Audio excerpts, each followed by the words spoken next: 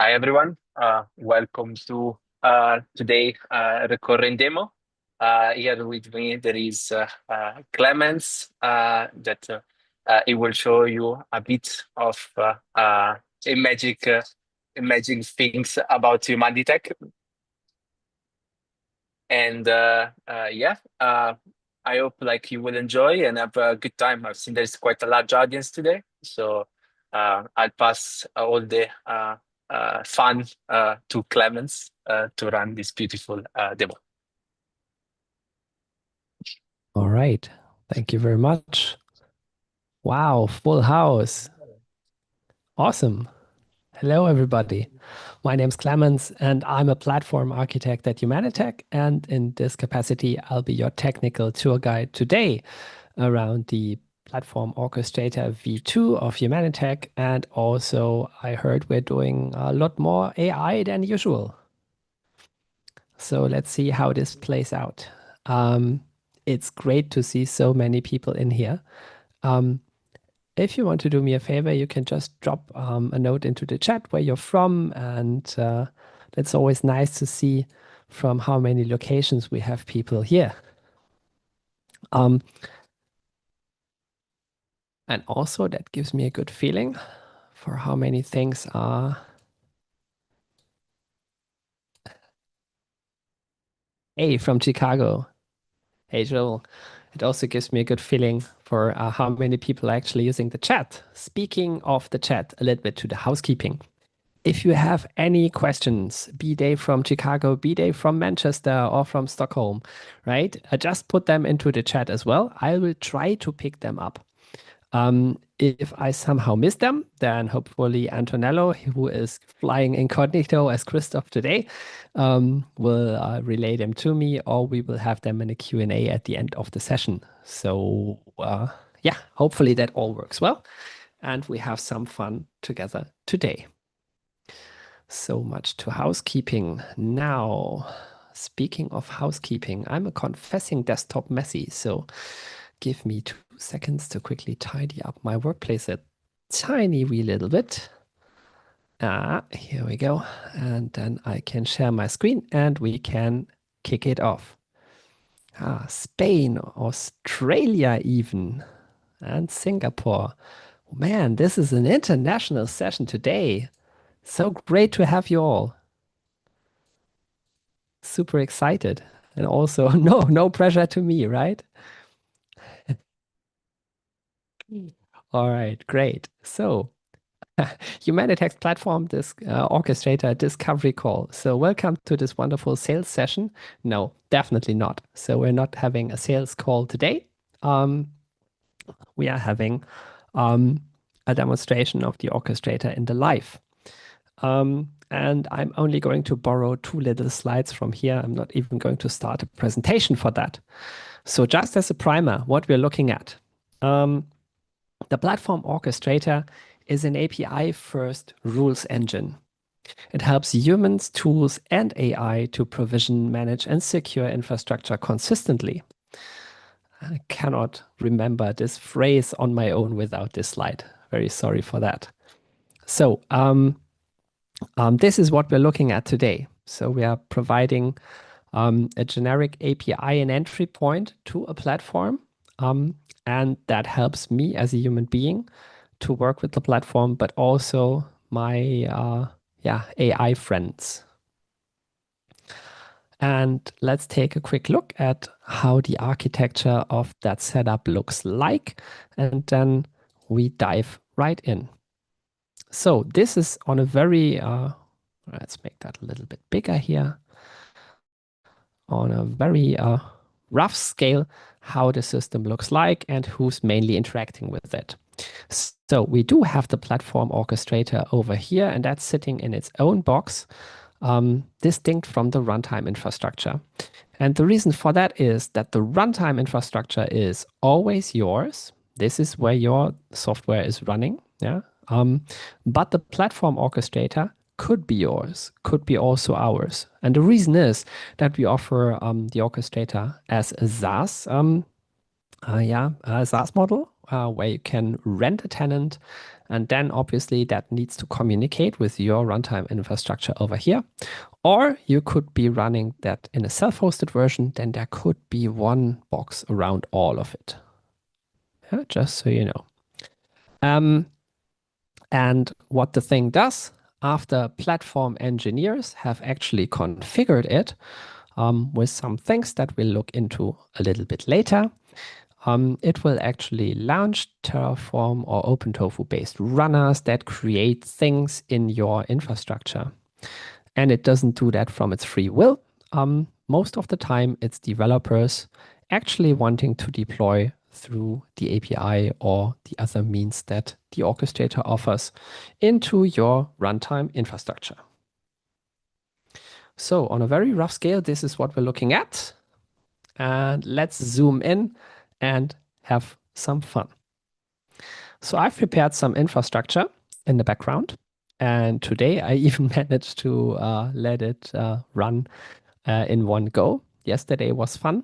And there it took it took 3.5 hours because I was swimming with my kids in between and forgot to press the approve button.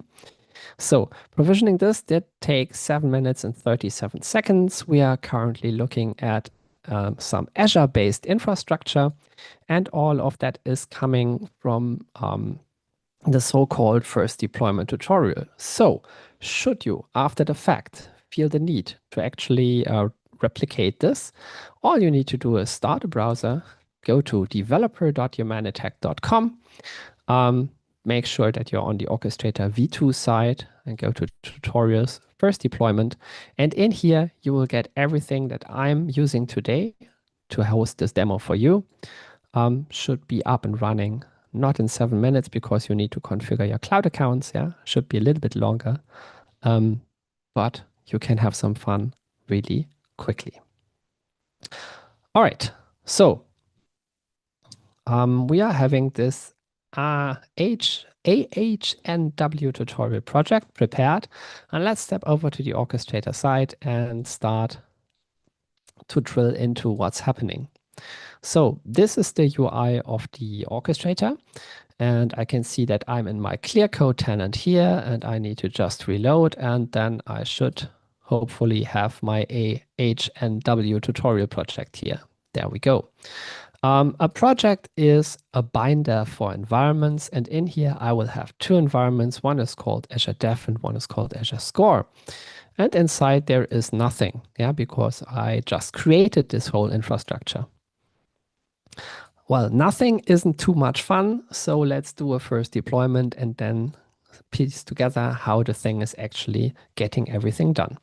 And as we are doing a more technically oriented demo here, let's get rid of that terminal. Let's step over to this one. We are actually going to rather deploy more platform engineer style using HCTL, which is our Humanitec control.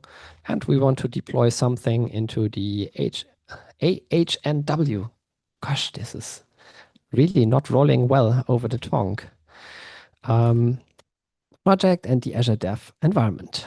And I have a feeling like we have in, I have a feeling like in here in the manifest folder, we do actually have a manifest.yaml that we want to deploy. All right. So it tells me that my project environment are existing. There are no previous stateful deployments, but there are no manifest changes detected. This will be a redeployment. No changes to nothing. Sounds kind of spiffy, right? Let's do it anyway and then see what we get out of it.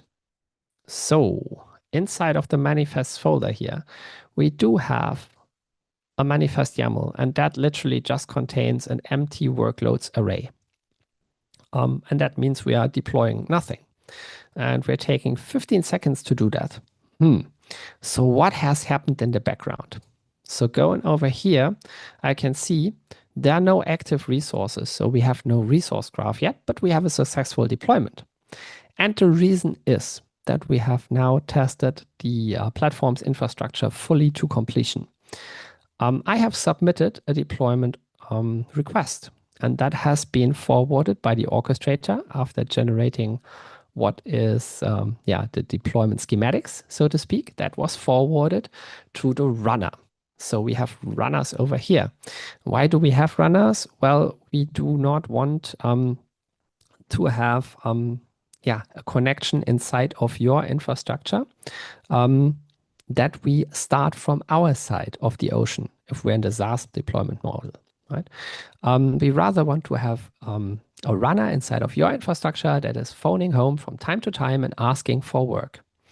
That inverts the communication direction and gives you a much better security posture.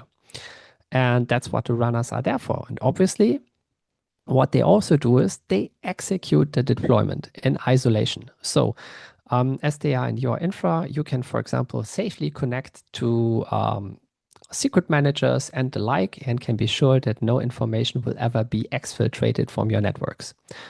Yeah, so that's what the runners are doing. And now, as we are executing Terraform or OpenTofu modules, the next thing that we need in this model is we need to have providers. So why do we have providers as a first-class citizen here in the orchestrator? Well, simply speaking, you want to be able to configure providers dynamically according to the context. Context could be, for example, that attached to my Azure Dev environment here, I'm actually wanting to deploy into a specific subscription.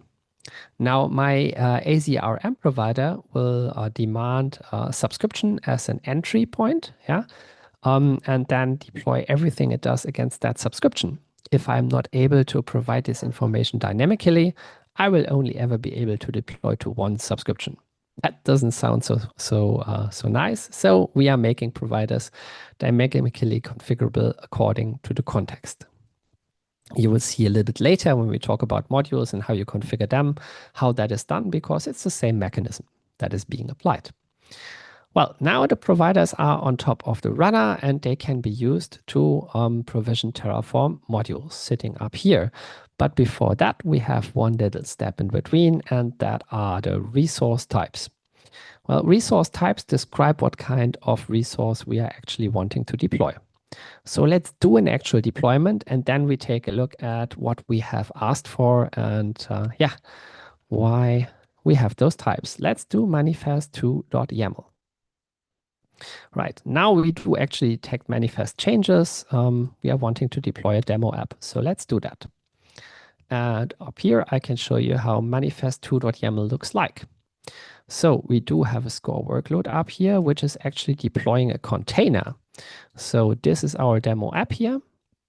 And we also ask for a DB of type Postgres. And that type is, you have guessed it, the resource type. So as a developer, I can predict what the platform delivers back to me. So I know how to connect my application to that infrastructure. And up here, I do actually have this override Postgres variable, which is configured from the resource called DB from the outputs username, password at host :port/database, which is a full Postgres connection string. And I know that I can do this because the resource type for Postgres tells me that these outputs are available to me. And as a platform engineer, I obviously also know that if I create a module that wants to provision something that is according to the interface of Postgres, I need to deliver back this information to the orchestrator so he can later proxy that onto the developer or configure the application correctly. Yeah. So that's what resource types are there for. And also, then in the end, that's what the modules do when you have configured them. They are literally creating and interacting with the infrastructure. All right. So now let's do a reload and see what we got. So this is now a so-called resource graph. It describes all of the infrastructure which is part of my application. Basically, my application architecture come to life. All right, I can play around with it here a little bit, but there is never one really good way that no lines are crossing any boxes. I always try to do this, and it never works out. Damn. All right, so what we see is we have our workload here. We have a Postgres database and a Kubernetes namespace and a route. All right, great. So all of that is here. Now we only need to get access to it so I can show you what we have deployed here, right? So let's try to do that. Let's first of all do AZAKS. I think it was get credentials. Yeah. And then we need to have a name. And I guess it is AHN. Nope.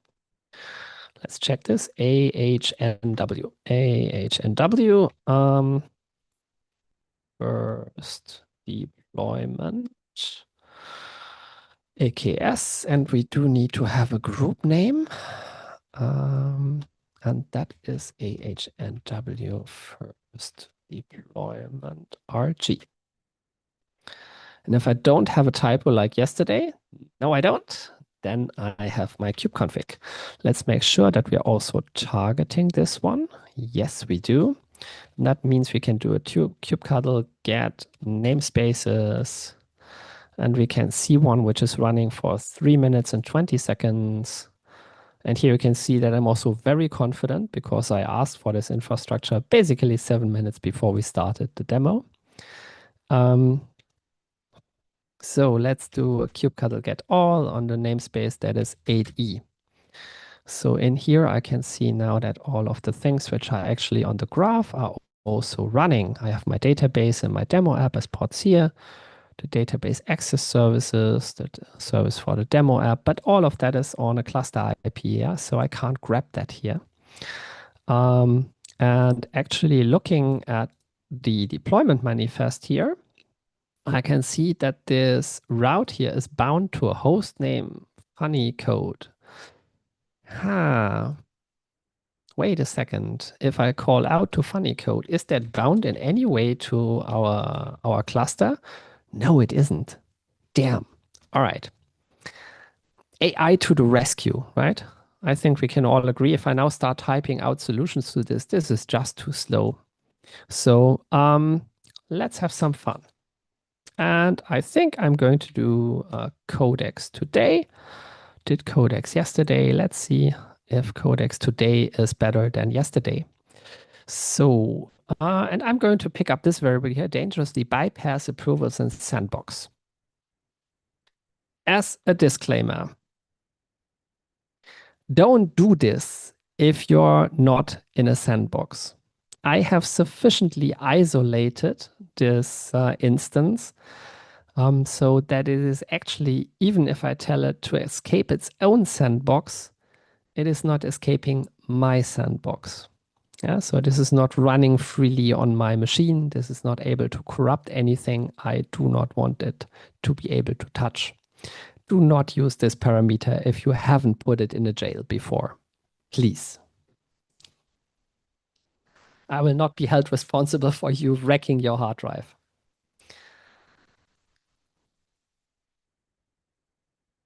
All right. So apart from that, why am I doing this in the first place?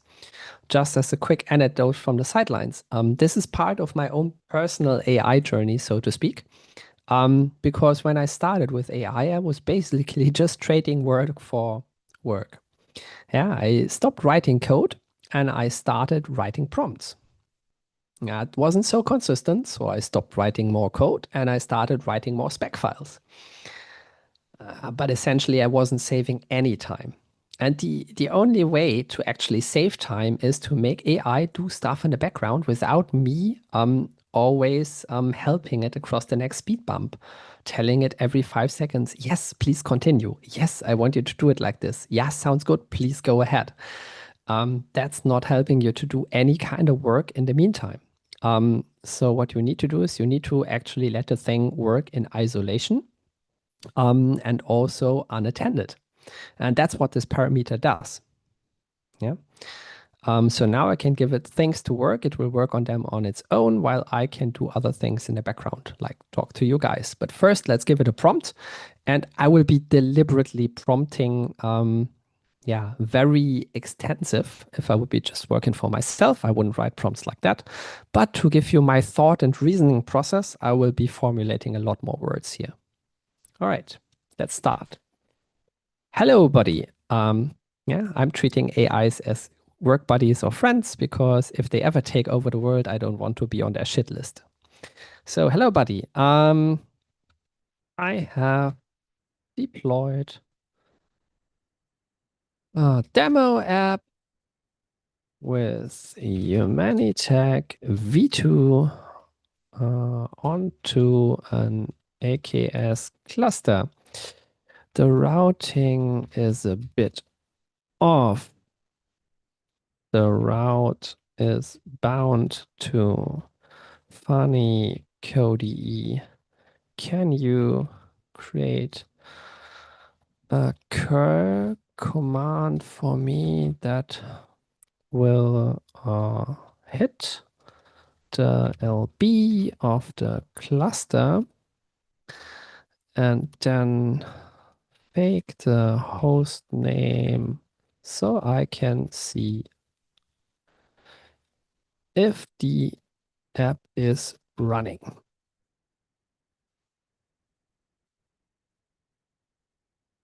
That sounds like a reasonable request. Should be able to do that.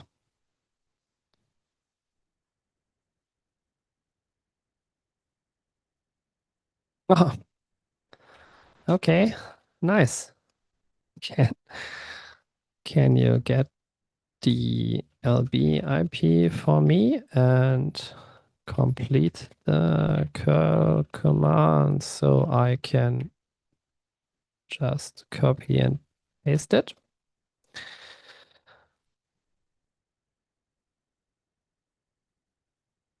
That's what you get for not bringing your agent's MD file.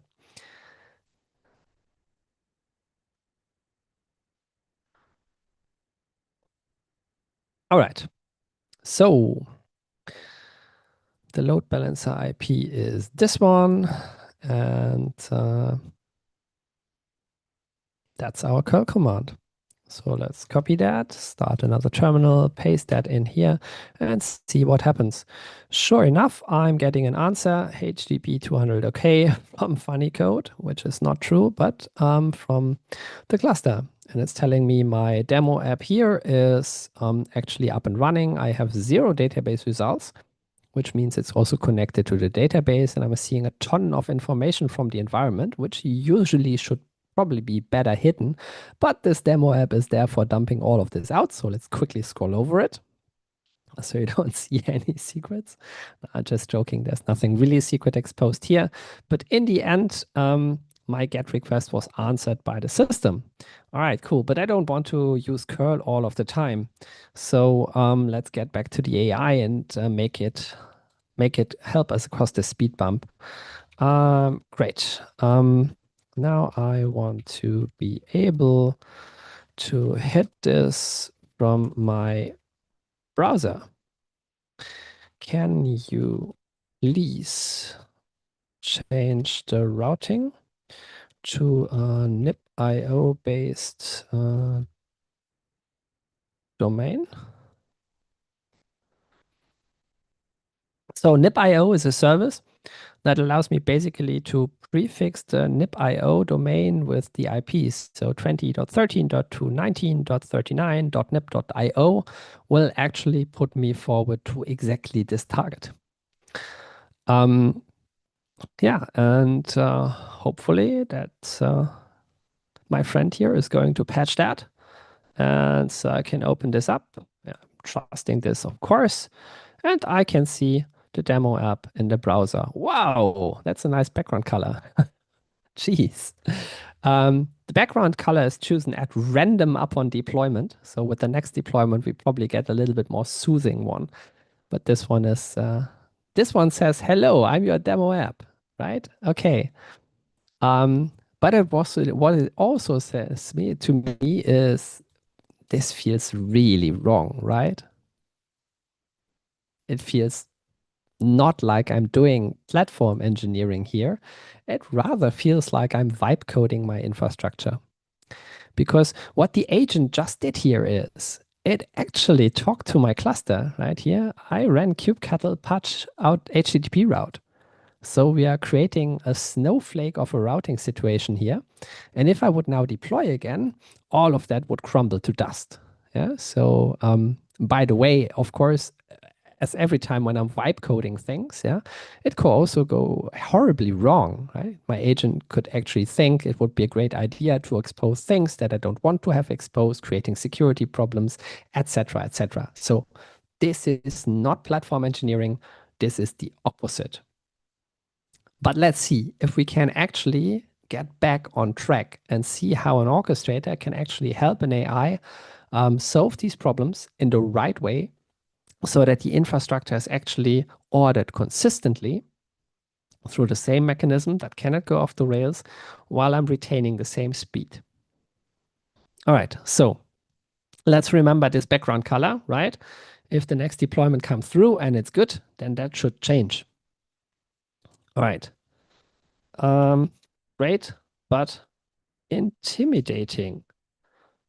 That was dangerous. Please don't do that again. Whenever you want to change my infrastructure, please, I want you to only modify my deployment manifests so that the orchestrator is creating the right infrastructure and no live patching happens. Please tell me if you understood and will comply from now on.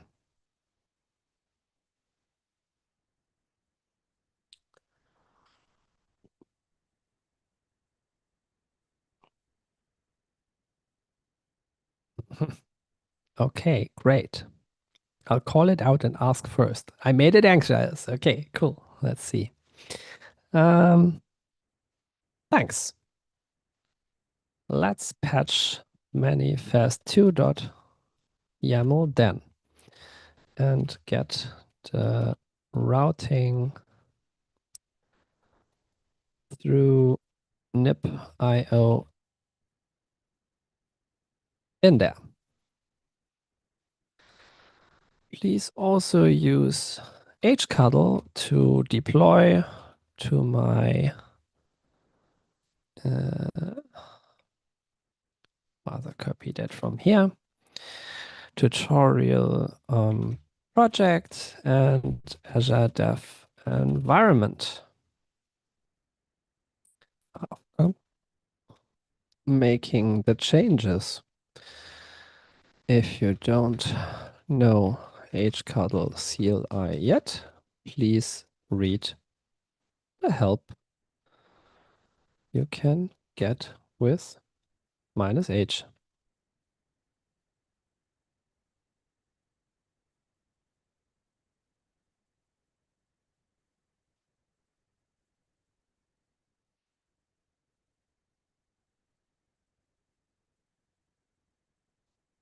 All right.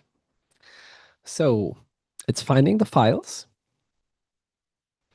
It's making the patch. Okay. Finding code is gone. Our nip.io domain is in. I have no idea why we're changing the namespace to the namespace, but we're doing it.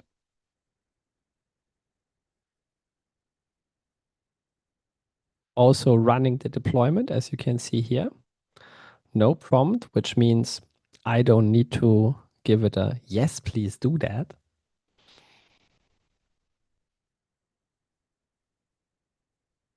Now going over here,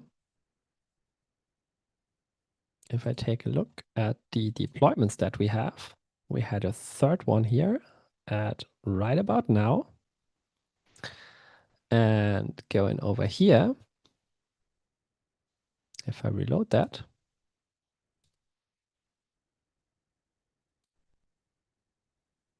should.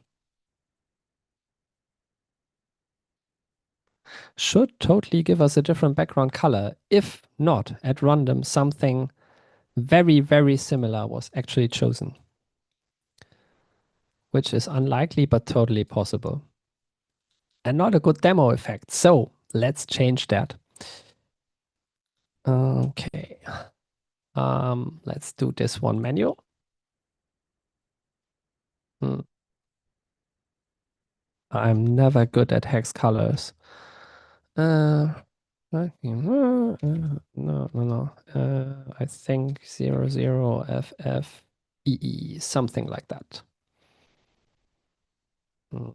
You are totally right. Thank you very much. Save that. Okay, deploy again, please. I changed the color scheme.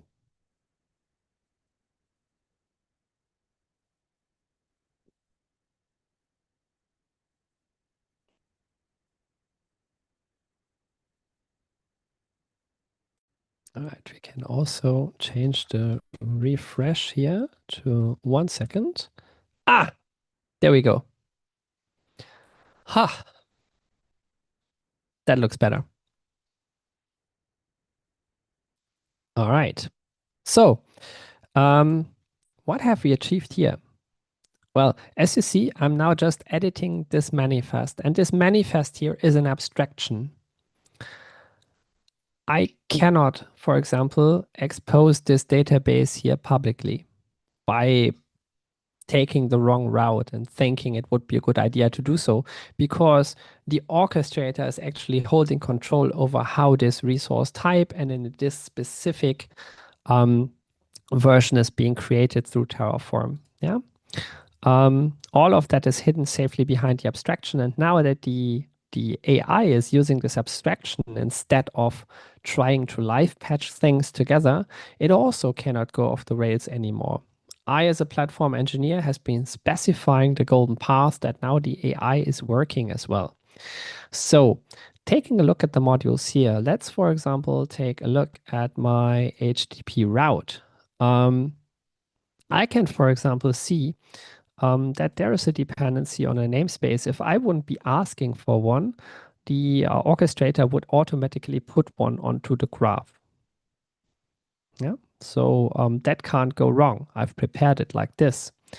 And then there is the gateway namespace. That's Envoy Gateway System. I will not let anybody configure that. That is my choice in my domain as a platform engineer. So I'm putting this into inputs.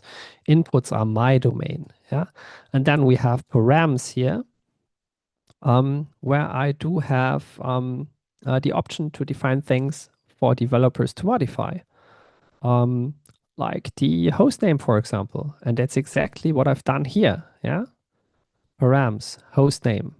That's what I'm giving in here. And that is then later being rendered into the route. To be fair and square, let's take a look at how it is actually being rendered. So the module source, the Terraform module, is lying under revision control exactly here. And opening this up will give me access to the Terraform module. And this is the Kubernetes manifest that is being rendered out when I ask for a route. The interesting thing here is that I can ask on an abstract level for a route. And now, depending on where I'm actually deploying to, the orchestrator can make sense out of that. If I'm deploying to a Kubernetes cluster, it totally makes sense for an implementation to have a Kubernetes manifest here that is being rendered by that route. But the orchestrator v2 is able to deploy to any kind of deployment surface. Yeah, so it could be deploying to VMs. Then having a route totally is not making so much sense. But probably having a specific assignment from the load balancer that is sitting in front of my VMs to route a certain application path into a certain port on the VMs so that I'm targeting the right service. Totally makes sense. Yeah, so I would probably have a different implementation depending on where I'm deploying to. Yeah, and the orchestrator can automatically choose the right implementation according to its rule set, because there are rules attached here. And I know this is not going to be the best example because there are no limitations here. Yeah, resource ID, project ID, environment ID, all of those are choose whatever you want. You're always getting this route because my little demo project is not prepared to be yeah, this specific to be able to have more implementations here. But as you can guess, you can have as many implementations for resource types that you as you need, and you can have all of them matched to the right scenario. And of course, you can have your AI friend down here help you out by doing all these kind of things. Yeah. Um, so let's do a few more things and see how far I can actually carry this concept. Um, let's say, for example, thanks, buddy. I now want to deploy not only my demo app. Can you please create a clone called demo clone and apply all things like routing, etc. consistently. Please make demo app a soothing green while demo clone gets an alarming red. We also want both apps to connect to the same DB. Please move that into the shared resources if you don't know how to do that yet. Get an example from Manifest 3. I'm giving it a little bit of help here. Do you support reconciliation in case the cloud resources are manually updated? That is a great question. And yes, we do. Because as you can imagine, if somebody walks into your cloud account and just starts editing things, the next time I come around with my Terraform modules and I ask them to do a plan, they will actually detect exactly this drift. Yeah, and we use this mechanism to detect the drift first and make that actionable for you. Yeah, because not all of the time removing drift by reconciling the desired state that the orchestrator has in it as its insights is the right thing to do. Think how your admin friend is probably fighting a production outage, applying some changes, making the system work again. And then the orchestrator comes around and says, hey, not today. I like it broken. And then reconciles the broken state back. That would not be great, right? So making drift known, making drift actionable by telling you we do have drift. Now, what do you want to do? That is the right course of action from our perspective. And this is what we do. And then after seeing in a plan what would actually be changed, then saying, yes, I want to apply. I want to remove this drift. This is one option. Or the other option obviously is to go ahead and then say, okay, I probably want to change the configuration of the orchestrator so that now the desired state that it expects is in line with reality. So I'm not removing the repair my production fixes, yeah, is the better option. Then I do that. Yeah, and with the next deployment, I see, okay, now I can't detect drift anymore. This is how it should be. Now my developers can safely bring their next deployment because it will not break the system. Okay, cool. So now we do have this application in a soothing green. Yeah. And we also do have our demo clone in an Oof, that's an alarming red.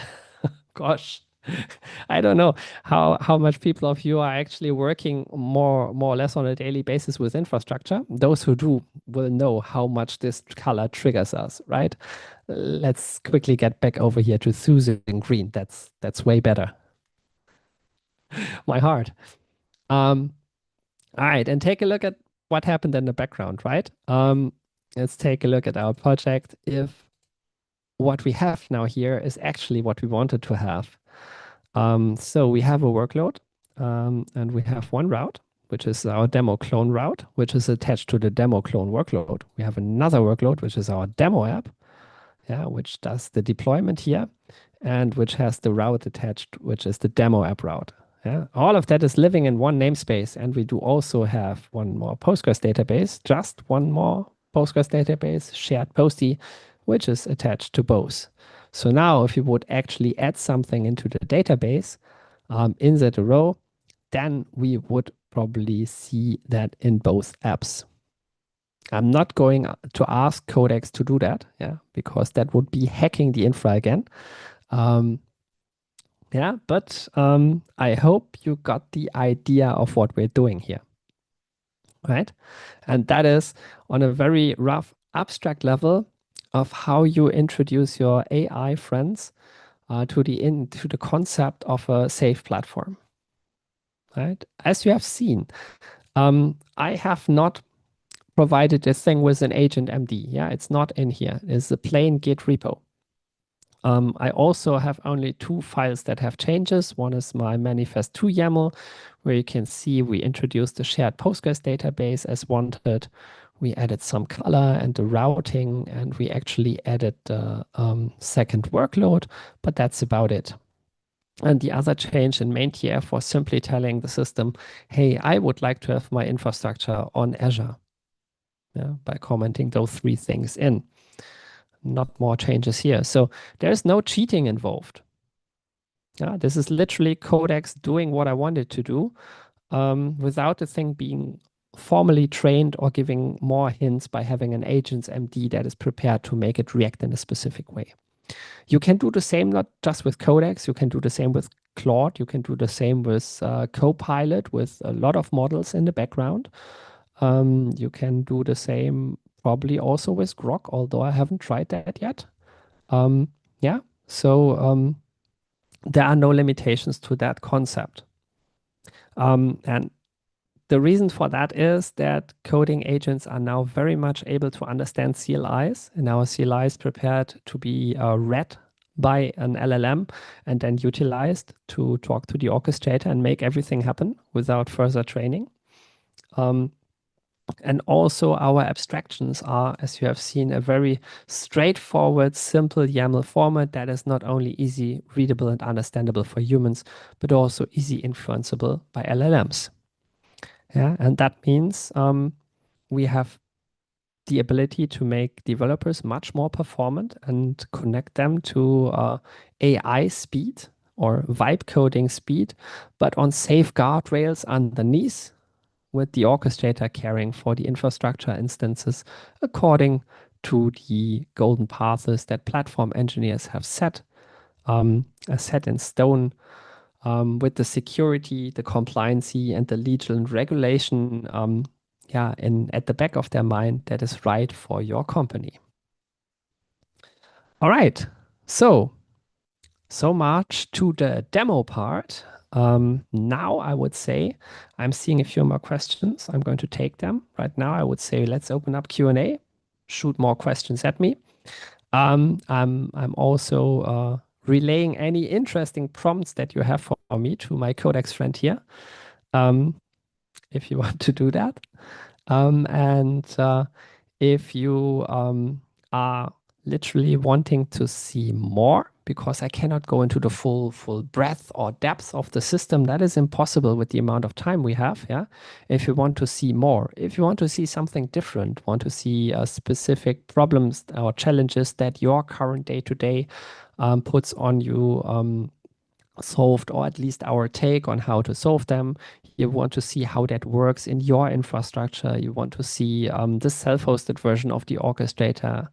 Um, all of these things are totally possible, but not in a public demo, then please talk to Christoph, aka Antonello Incognito. Just shoot him a line here, and you will be able to set up a meeting where we can explore all of these things together. All right. So let's take a look at some questions. How do you manage drift? Similar questions. How do you map your project deployments to an Azure subscription AWS account? All right, cool. So the most easy way and the most secure way is to actually, if you remember back here, there were those runners, yeah?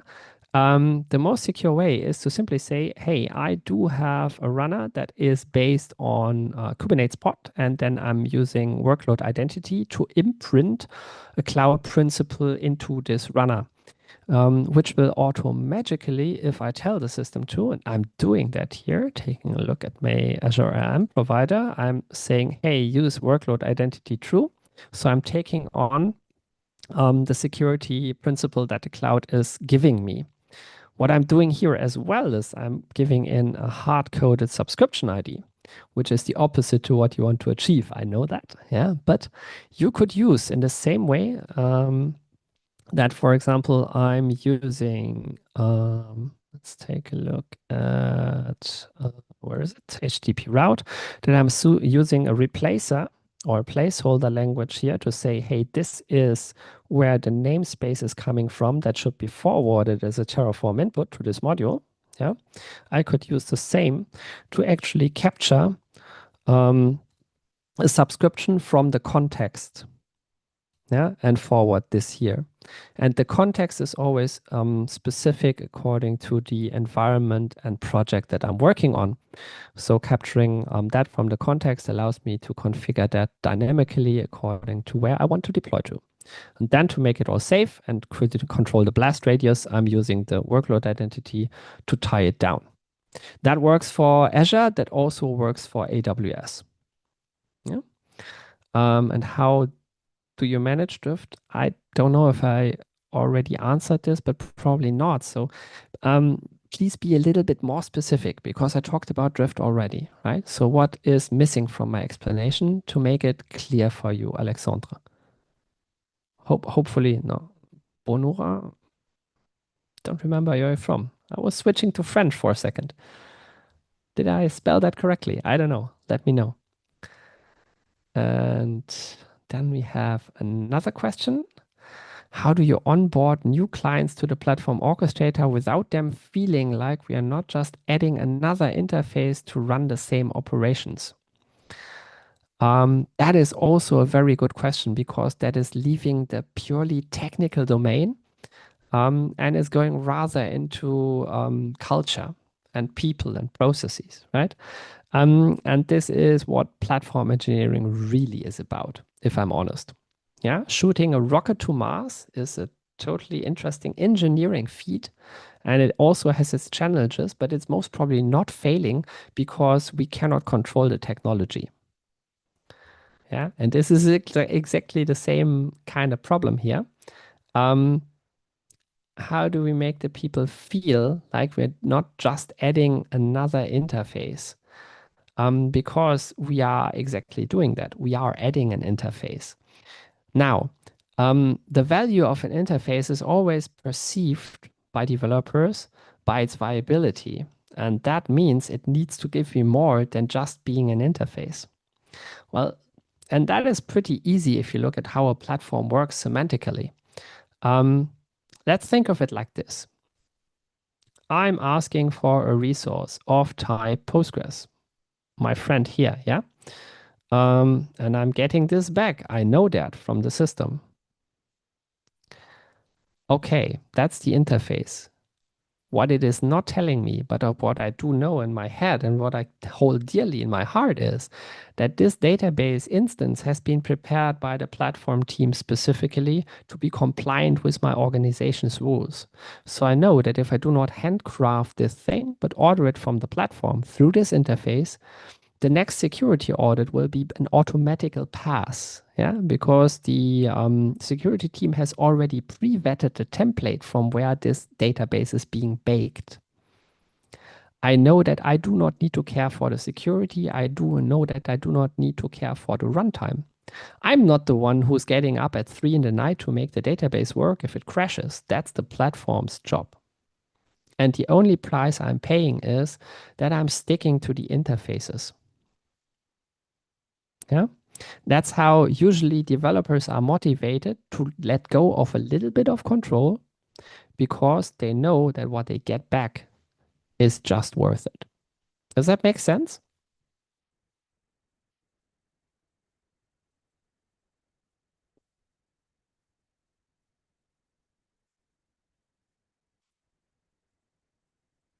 Follow-up question. Would you recommend slowly onboarding the orchestrator for new features requirements or start right away by onboarding the existing provisioning flows to the tool for the average scenario regular use cases? Well, let's say it's always easy to start something new, right? Running the scaffolder and starting fresh is always easy, but that's not where the bacon is, right? The bacon is where the hundreds of deployments are happening every day from every team. So what would I do? I would probably not try to do everything at once. Yeah. Um, Going through a complete onboarding strategy is probably going a little bit over the time that we have today. So that would be something to actually give Antonello a poke and say, hey, I would like to talk about this in a specific session. Yeah. Um, so please do that if you're interested enough. Um, but as like a little sneak peek, the answer can only be that your goal is to get the regular processes onboarded to the orchestrator because that's where the bacon is of platform engineering. Platform engineering is a numbers game, right? Making your nifty new project run quicker is always nice, but you want the processes which are repeated all of the time through the day of a developer to be running through the platform because that's where you're reaping the biggest benefits. How do you import existing resources? Well, different ways. I could now say Terraform import, and you could see all of the word of pain behind that. We do have a specific migration tool that helps you grab existing resources from existing state if you're a Terraform user already and import them to the orchestrator's domain. Um, if you do not have an ISC-based domain yet, but you want to get there, then you will have to walk a little bit longer off a road. But we are actually there to help you walk that as well. Yeah, I just can't go into a lot of details now because I'm only conscious of your time. Last one, where is the state managed? Obviously, where you choose that the state is being managed. Yeah? In my case, for example, I have my runner here, and my runner actually has a state storage attached. And this one is a demo one. So this is actually using the namespace and the type Kubernetes, which means I'm creating secrets inside of my namespace on top of the cluster. That will obviously be gone as soon as any larger modifications happen there. So don't do that. Yeah. Please do pick a state storage which is right for your scenario, like a bucket or a secret manager or whatever else floats your boat. We support quite a few. Yeah. Do we have access to it? Totally. Your state belongs to you. It is attached to the runner, and the runner is living on your premises. Your state belongs to you. It doesn't belong in the cloud. Even if we run a SaaS version of the orchestrator, you will only ever create deployment schematics on the orchestrator. Yeah, and the schematics are hydrated on the runner. That's where the state lives, and the state can contain secrets. So that's living inside of your network as well. No second guessing there. All right, guys, it's been a great run. Thank you very much for the awesome questions. And thank you for sticking around with me till the end. It was great to have such a diverse and colorful group of people from all over the world. That makes me super happy. And I hope you have a wonderful rest of a morning, day, or evening, wherever you are on the planet right now. And yeah, hope we speak again sometime. Antonello, some closing words from you as well? Yeah, I will also take the last two question over by email or send you any answer. But yeah, thanks Clemens for this very nice demo and take care of all the Q&A. I hope to see you next month for the next recording demo or maybe to a private demo if you like. If anyone is interested, go to humanitec.com. We have a sandbox demo. You can also run that on your own, or you can go through the first deployment tutorial as well and give us your feedback. So everyone, have a good rest of the day.